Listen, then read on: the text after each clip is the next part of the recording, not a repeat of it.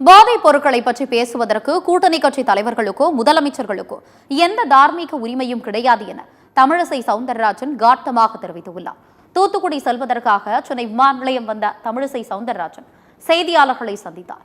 அப்போது பேசியவர், கோவில் பக்தர்களை கடுமையாக பேசினார். சேகர்பாபு கடுமையான விளைவுகளை சந்திக்க நேரிடும் என எச்சரித்தார்.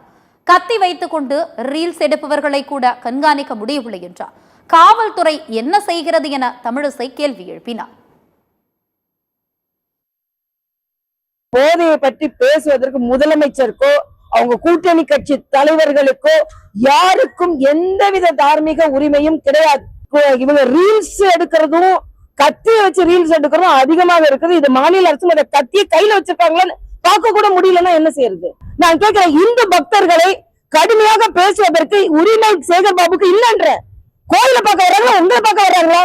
சாமியை கும்பிடுற பக்தர்கள் மீது நீங்க கடுமையா பேசினா கடுமையான விளைவுகளை சேகர்பாபு சந்திக்க நேரிடும்.